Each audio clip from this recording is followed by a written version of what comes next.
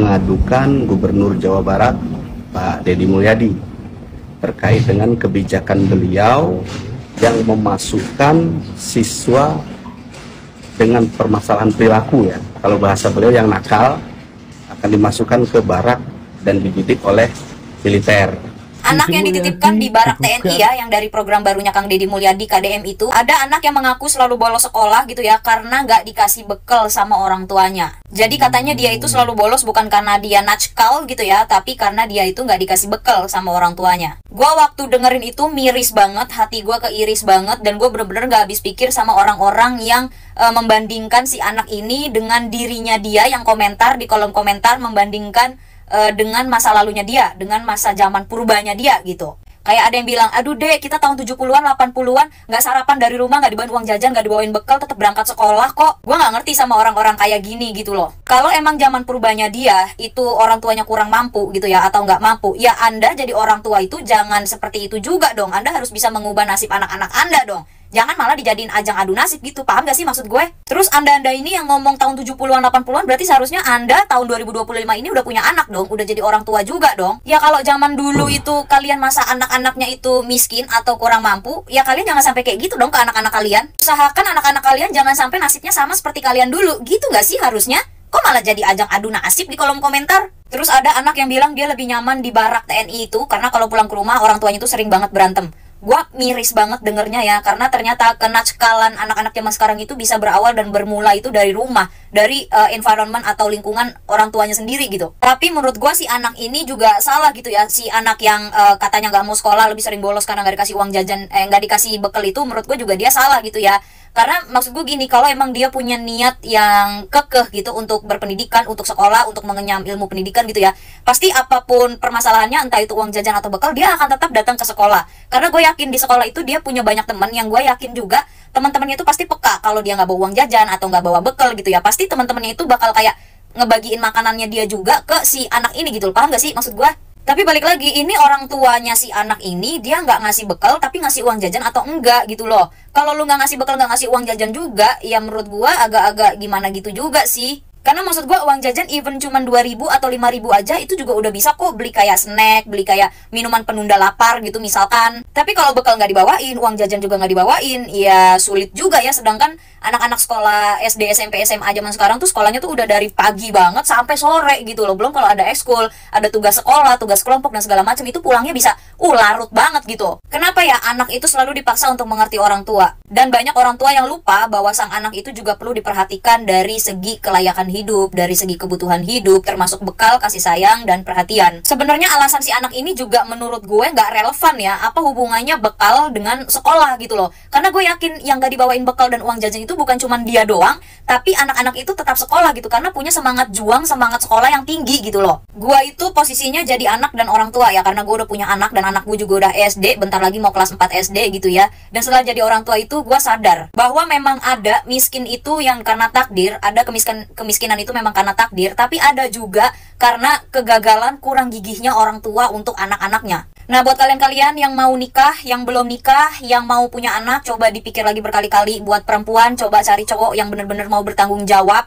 yang bener-bener kerjanya itu kerja keras, gigih gitu ya. Dan kita juga jadi cewek tuh harus punya value gitu, harus punya kerjaan, walaupun cuman jualan apalah kecil-kecilan kayak gitu. Tapi setidaknya kalau si suami lagi kenapa-kenapa, kita istri tuh nggak cuman bisa topang tangan minta aja gitu loh, tapi kita juga bisa bantu suami walaupun sedikit-sedikit. Semoga generasi-generasi kedepannya itu punya orang tua yang benar-benar giat, kerja keras, gigih gitu ya, supaya anak itu nggak lagi-lagi jadi korban gitu loh. Kasian banget anak-anak tuh kenapa selalu jadi korban dari orang tua gitu loh. Sumpah, jujur sebelumnya nggak pernah sesuka dan secinta ini atau sengefans ini sama pejabat pemerintahan, bupati, gubernur, presiden, gak pernah, kecuali baru ini Kang Deddy Mulyadi. Gila, sumpah ngefans banget sumpah gue sama Kang Deddy Mulyadi. Keren, satset, gak banyak omong-omong, gak banyak teoritis kayak gubernur, bupati lain-lainnya.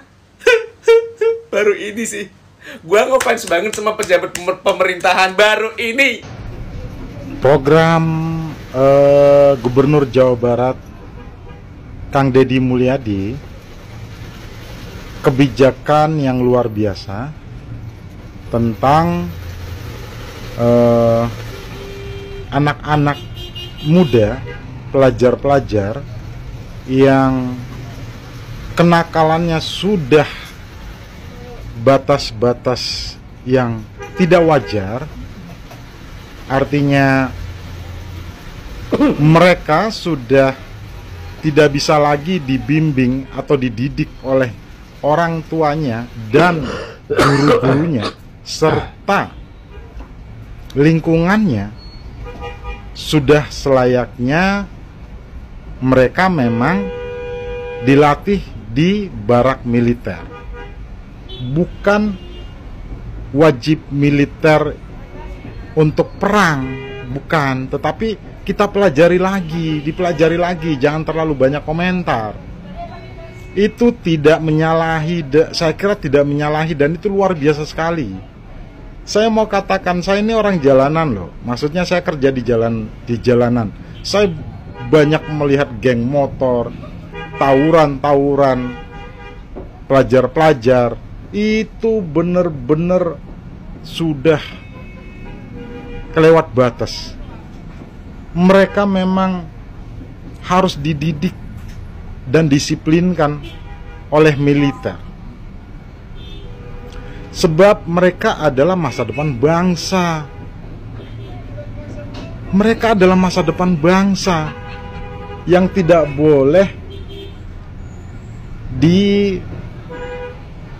dicuekin atau dibiarkan, maksud saya. Tidak boleh dibiarkan. Kenakalan remaja itu benar-benar sudah sangat-sangat di luar batas kewajaran. Jadi buat kita rakyat Indonesia, kami rakyat Indonesia sangat berharap seluruh kepala daerah melakukan hal itu. Gubernur Lampung sudah mau melakukan hal itu luar biasa sekali. Nanti kita akan lihat bagaimana perkembangan disiplin mereka akan terdidik dengan rapih dan bagus sekali. Mau dibawa kemana bangsa ini kalau anak-anak muda itu kehidupannya hancur? Mereka itu masa depan bangsa. Jadi mari kita dukung kebijakan yang dilakukan oleh Gubernur Jawa Barat. Saya juga berharap Gubernur Sumatera Utara mau melakukan itu. Dan memang itu nggak boleh dianggap sepele atau dianggap remeh loh. Itu harus dikaji lagi.